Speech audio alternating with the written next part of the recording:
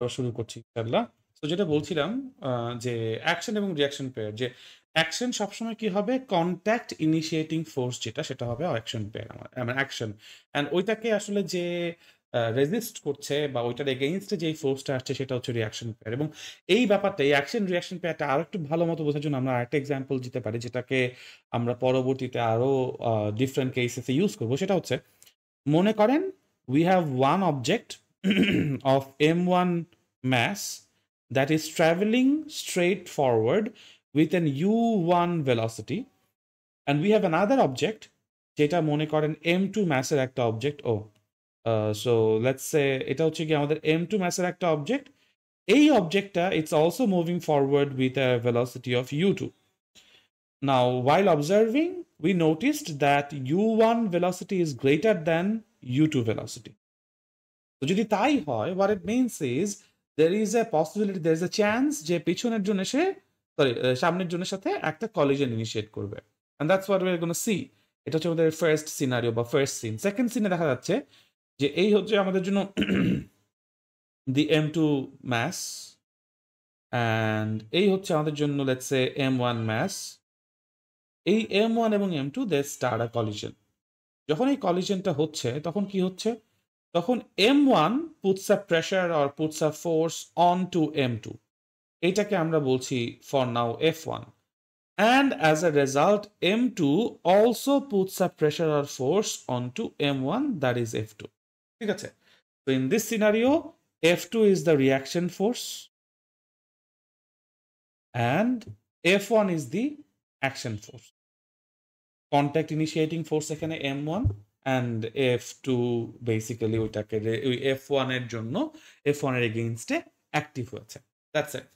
তো এই হচ্ছে আমাদের অ্যাকশন রিঅ্যাকশন পেয়ার, এবং এই অ্যাকশন রিঅ্যাকশন পেয়ারটাকে আমরা যদি ফার্দার আরেকটু করি, মানে একটা ইকুয়েশনের ফর্মে লিখি, তাহলে একটা জিনিস দেখতে হবে, এখানে বুঝতে হবে, সেটা হচ্ছে যে এইখানে আইদার এক্সিলারেশন হবে অথবা হবে না। উই ডোন্ট নো যে এক্সিলারেশন হবে কি হবে না, তাই না? বাট যেহেতু আমাদের মানে সিচুয়েশনটা একটু চিন্তা করে দেখো, যে এটা খুবই খুবই খুবই স্প্লিট সেকেন্ডের জন্য যদি একটা কলিশন হয়, তাহলে পুরো সিস্টেমটা একসাথে যদি না লেগে থাকে, মনে করো এটা তো সেকেন্ড সিন, আরও থার্ড সিন, মানে এর পরবর্তী সিন যদি আমরা দেখি যে দুইটা অবজেক্ট লেগে থাকে নাই, এই হচ্ছে আমার m1, say after the collision একটা v1 ভেলোসিটি অ্যাটেইন করেছে, অ্যান্ড এই হচ্ছে আমাদের m2 অবজেক্ট, ঠিক আছে, এবং সে আফটার দ্য কলিশন একটা v2 ভেলোসিটি অ্যাটেইন করেছে। Both are unknowns, we don't know এই ভেলোসিটি কত, as well as we don't know এই ভেলোসিটি কত। ঠিক আছে? যদি এরকম সিনারিও হয়, এবং যদি আমরা বলে নেই যে যেই পরিমাণ টাইম লেগেছে এই কলিশনটা হইতে, সেই delta T is very small, very small, তাহলে আমরা সেখানে এক্সেলারেশন অলমোস্ট নাই বললেই ধারণা করে নিতে পারি। অ্যান্ড তখন কি হচ্ছে, তখন সিচুয়েশনটা হচ্ছে, যেহেতু Newton second law of motion বলেছে every action has an equal and opposite reaction, that is what will happen, f1 equals to minus f2। কেন মাইনাস f2 এই মাইনাস সাইনটা কেন এসেছে? বিকজ আমার f1 ভেক্টর যেটা আছে, অ্যাকশন ফোর্স যেটা আছে, সেই ডিরেকশনটাকে যদি আপনারা পজিটিভ ধরেন, তাহলে আপনারা দেখতে পাচ্ছেন f2 কিন্তু নেগেটিভ ডিরেকশনের দিকে directed, and that is why you put a minus sign there. এবং তারপর যদি আপনি এই ইকুয়েশনটাকে একটু ঠিক মতো সাজান, তাহলে আপনার f1 plus f2 is equals to আসে 0। এবং আমি বোধহয় আপনাদেরকে বলেছি এই জিরোটা কিন্তু কোনো স্কেলার জিরো না, this is called null vector. আমি আপনাদেরকে নাল ভেক্টর বোধহয় পড়িয়েছি, যদি না পড়িয়ে থাকি তাহলে এখন জেনে রাখেন যে f1 plus f2 equals to 0, এই জিরোটা নর্মালি অনেকে স্কেলার বলবে, but this is not a scalar, this is a zero vector or null vector. Null vector বা জিরো ভেক্টর আমরা তাদেরকে বলি যাদের, যে সকল ভেক্টরের ম্যাগনিটিউড ইজ জিরো, যে সকল ভেক্টরের ম্যাগনিটিউড ইজ জিরো, তাদেরকে আমরা বলবো হচ্ছে নাল ভেক্টর। ঠিক আছে? and that is what we are seeing here. Basically এই নাল ভেক্টরটাকে আমাদের এই জন্য নিয়ে আসা লাগে, বিকজ আমরা একটা ইকুয়েশন যখন লিখি, ইকুয়েশনের লেফট হ্যান্ড সাইড এবং রাইট হ্যান্ড সাইড একই টাইপ অফ কোয়ান্টিটি হইতে হয়। লেফট হ্যান্ড সাইডে যেহেতু f1 এবং f2 দুটো ফোর্স আছে, দুটো ফোর্সের অ্যাডিশন আছে। সো রাইট হ্যান্ড সাইডেও আমার যেই কোয়ান্টিটিটা আসবে তাকেও একটা ভেক্টর কোয়ান্টিটি হইতে হবে, তাকে স্কেলার কোয়ান্টিটি হইলে চলবে না। দ্যাট ইজ ওয়াই আমরা এটাকে অবশ্যই কি বলবো, নাল ভেক্টর বলবো বা জিরো ভেক্টর বলবো। এটাকে নাল ভেক্টরও বলতে পারেন আপনারা, জিরো ভেক্টরও বলতে পারেন, দুই নামেই ডাকা যায় আর কি আসলে, ঠিক আছে। এটাকে নিয়ে আমরা আরো সামনে পড়বো। আর there is a whole topic about it, বইয়েও আছে, সেটা হচ্ছে ইকুইলিব্রায়াম অফ ফোর্সেস। ওইটা নিয়ে আমরা ডিটেলস আলোচনা করবো, বাট নট রাইট নাও। আপাতত আমরা এই নিউটনস থার্ড লতে ব্যাক করি। নিউটনস থার্ড ল অনুযায়ী এই হচ্ছে কি আমাদের অ্যাকশন এবং রিয়াকশন পেয়ারের ঘটনা, ঠিক আছে। এবং এখান থেকেই আমরা কিন্তু law of conservation of momentum বলে একটা থিওরি আছে। Law of conservation of momentum. It says if there is no other force active other than action and reaction, if no other force than action dash reaction pair, action dash reaction pair is active,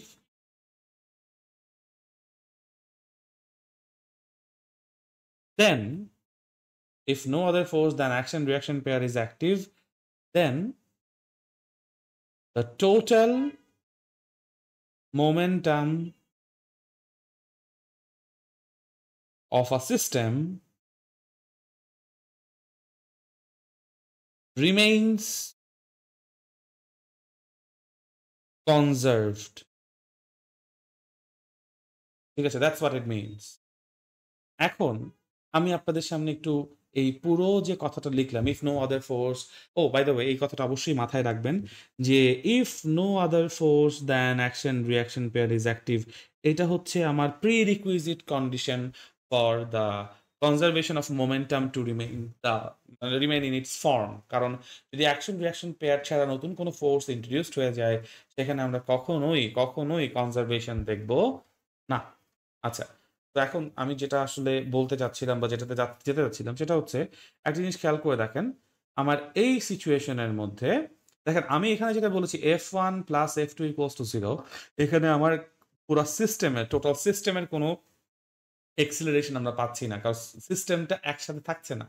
একসাথে থাকছে না বলতে যখন collision হচ্ছে, যতটুকু সময় collision হচ্ছে ততটুকু সময় তারা একই কানেকশনে আছে, but after the collision it ব্রেকস apart, দুটো আলাদা আলাদা ভেলোসিটি অ্যাটেইন করছে, তাই না? সো ওই জায়গায় আমার এখানে জিরো আসতেছে ফর দ্যাট মোমেন্ট। এনিওয়েজ, তো যেটা বলছিলাম একটু খেয়াল করে দেখেন, এই যে F1 যে ফোর্সটা আছে, আপনারা দেখে বুঝতে পারছেন কিনা জানি না, F1 যে ফোর্সটা আছে সেটা M2 অবজেক্টের উপর অ্যাক্টিভ, এবং F2 যে ফোর্সটা আছে সেটা M1 অবজেক্টের উপর অ্যাক্টিভ। তো F1 এর জন্য যদি কেউ এক্সিলারেট করে, কারো ভেলোসিটি চেঞ্জ হয়, তাহলে সেটা M2 এর ভেলোসিটি চেঞ্জ হবে। দেখেন M2 এর ভেলোসিটি একটু আগে ছিল U2, এখন হয়েছে কি V2। কেন হয়েছে?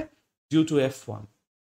অ্যান্ড সিমিলারলি যদি কেউ জিজ্ঞেস করে যে M1 এর ভেলোসিটি কেন চেঞ্জ হচ্ছে, M1 এর ভেলোসিটি চেঞ্জ হচ্ছে ডিউ টু F2।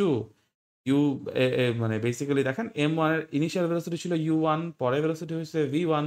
তো U1 থেকে V1 কিভাবে হয়েছে? F2 ফোর্সের জন্য।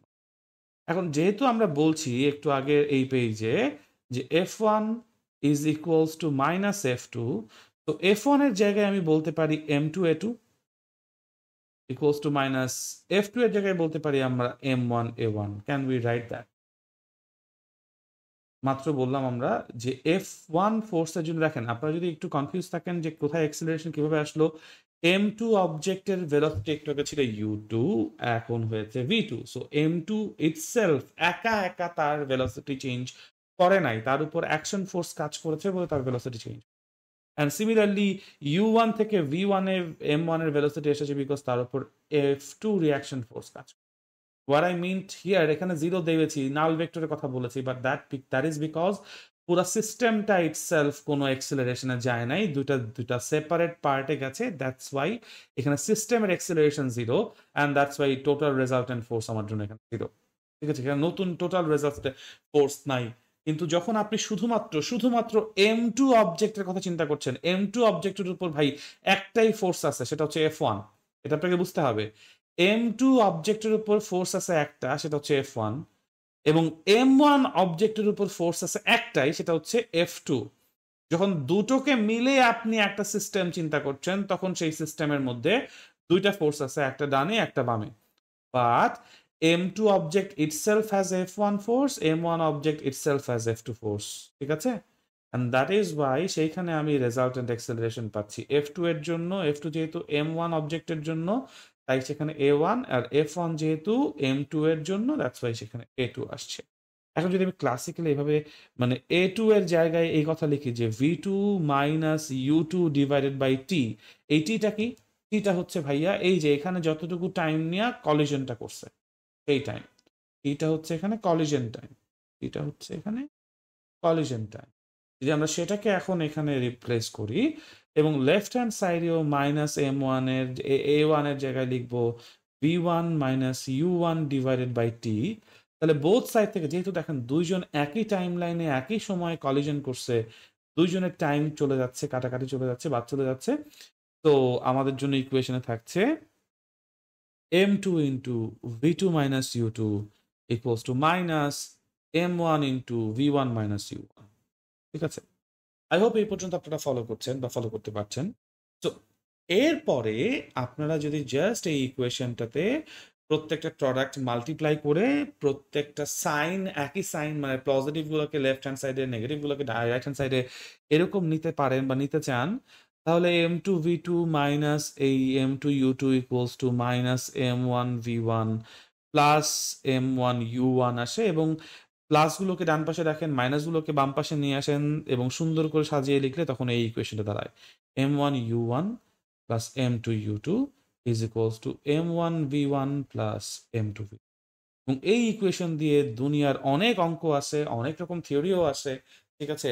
একটা বুলেট ফায়ার করলে গানের একটা হচ্ছে গিয়ে রিয়ার ভেলোসিটি আসে বা পুল ব্যাক ভেলোসিটি আসে, ঠিক আছে? রিকয়েল বলে এটাকে, এরকম।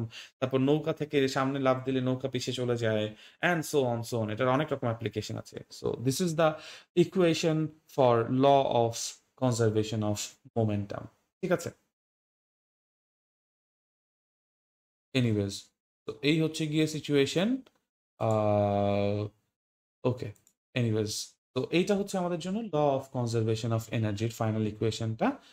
তো আর এই হচ্ছে গিয়ে mostly the third law of Newton's third law যেটাকে আমরা বলি, ঠিক আছে? Okay, okay, nice.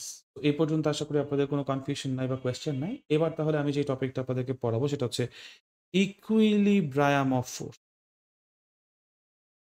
ইকুইলিব্রায়াম অফ, আরো স্পেসিফিক্যালি বললে টু ফোর্সেস, কারণ 3, 4, 5 ইচ্ছা মতো ফোর্স নিয়েও আমরা ইকুইলিব্রায়াম করতে পারি।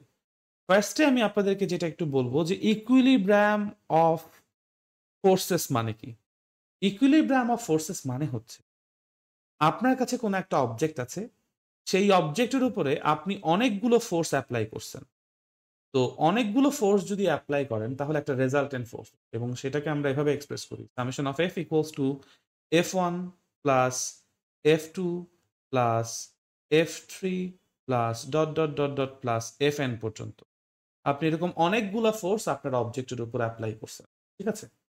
তো that is what equilibrium of forces mean, যে not two but multiple forces. Equilibrium of forces মানে হচ্ছে মাল্টিপল ফোর্সেস অ্যাক্টিভ থাকবে।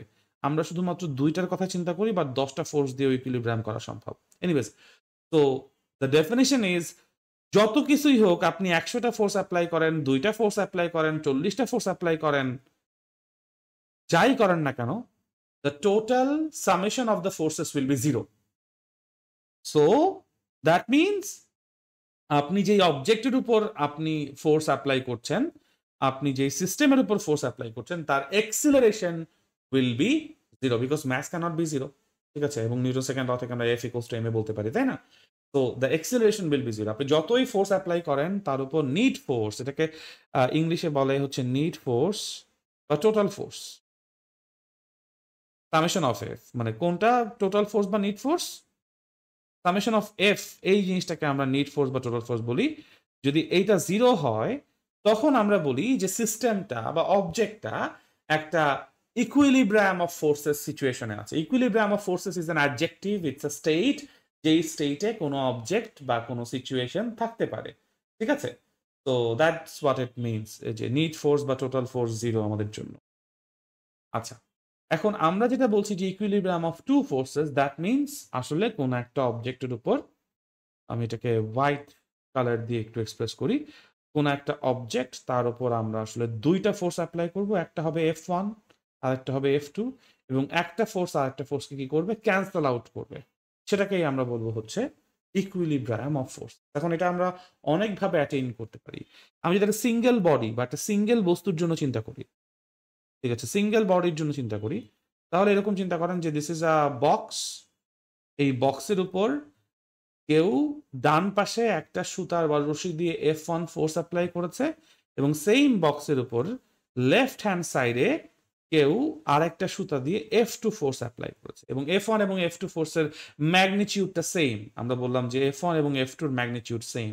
তবে তখন বুঝতে পারছেন এই অবজেক্ট, এই বস্তু কোথাও নড়াচড়া করবে না। তো তখন আপনি বলতে পারেন summation of F is equals to force F1 plus force F2 is equals to হচ্ছে কত, ঠিক আছে। তো দ্যাটস হোয়াট ইট মিনস আর কি, ইকুইলিব্রিয়াম অফ ফোর্সেস, ঠিক আছে। আরেকটা সিচুয়েশন হতে পারে যদি ডাবল বডি বা ডুয়েল বডি নিয়ে আপনি চিন্তা করেন, ঠিক আছে, তখন সিচুয়েশনটা কিরকম হয়। ধরেন এই হচ্ছে একটা ফ্লোর, ঠিক আছে, এই হচ্ছে একটা ফ্লোর, এই ফ্লোরের উপরে আপনি ইমাজিন করেন যে কোনো একটা অবজেক্ট কিরকম প্লেস করেছে, যেই অবজেক্টের অবশ্যই একটা ম্যাস আছে। তো অবজেক্টের ম্যাস আছে মানে তার একটা ওয়েট আছে। এই ওয়েট জিনিসটা কি সেটা আমরা সামনে পড়বো, ঠিক আছে। ওয়েট হচ্ছে কোন একটা অবজেক্টকে আর্থ যেই ফোর্সে পুল করে নিচের দিকে, সেই ফোর্সটাকেই ওয়েট বলে। সো ওয়েট কি, যদি কেউ জিজ্ঞেস করে, ওয়েট ইজ আ ফোর্স।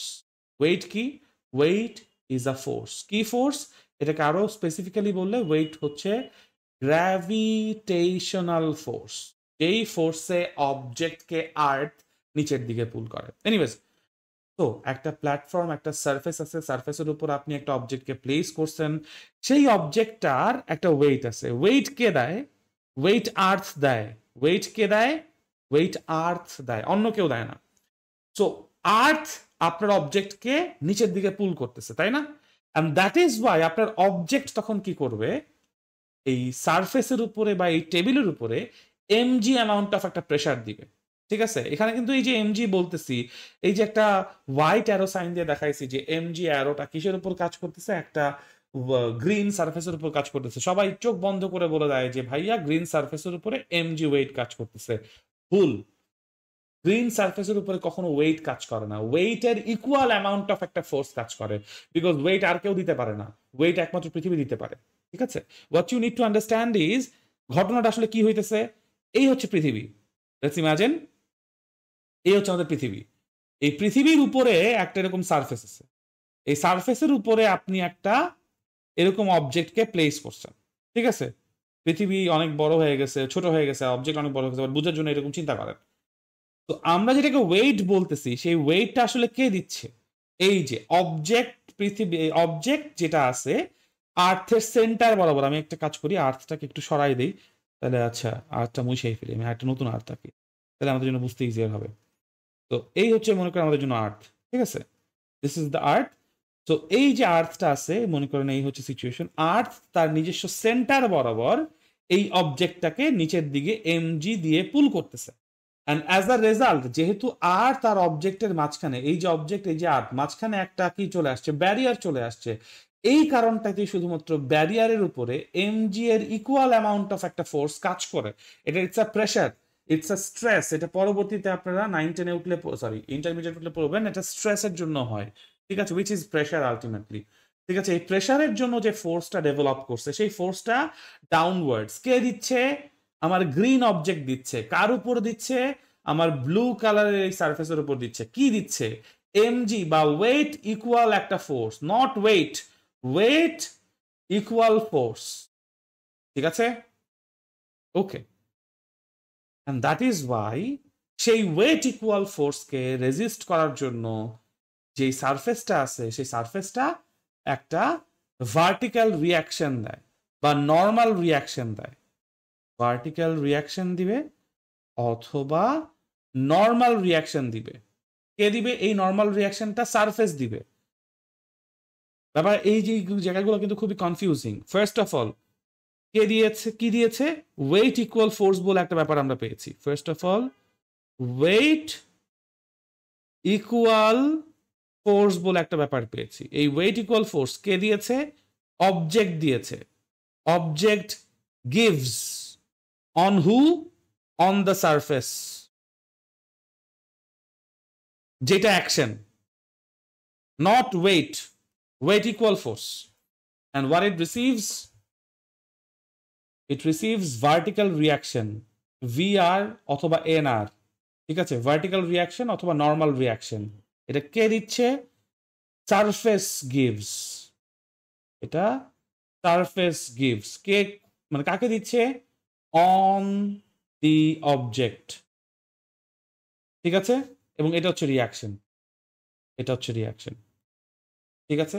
অনেকেই আমি বলতে দেখেছি যে অ্যাকশন এবং রিয়াকশন পেয়ারের মধ্যে, হ্যাঁ, অ্যাকশন এবং রিয়াকশন পেয়ারের মধ্যে আমরা বলতে দেখেছি যে ওয়েট এমজি এর রিয়াকশন হচ্ছে আর, ভার্টিক্যাল রিয়াকশন।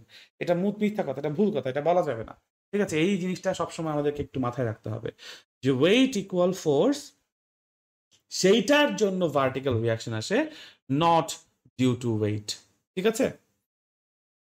বুঝতে পেরেছি আশা করি। সো এটাই হচ্ছে আমাদের জন্য ইকুইলিব্রিয়াম অফ ফোর্সেস এর টু বডি ইকুয়েশন। এখন একটা জিনিস দেখেন, এখানে দেখে আসলে ইকুইলিব্রিয়াম অফ ফোর্সেস কিভাবে আসে। এই হচ্ছে আপনার জন্য প্ল্যাটফর্ম, এই হচ্ছে আপনার জন্য সেই অবজেক্ট, অবজেক্টের ওয়েট ইকুয়াল ফোর্স নিচের দিকে এমজি, আর সারফেস আপনার উপরে একটা ভার্টিক্যাল রিয়াকশন দিছে আর। তো এখন দেখেন এই পুরো সিচুয়েশনটা ওয়াই অ্যাক্সিসে হচ্ছে, এই পুরো ঘটনাটা কোথায় হচ্ছে? ওয়াই অ্যাক্সিসে হচ্ছে।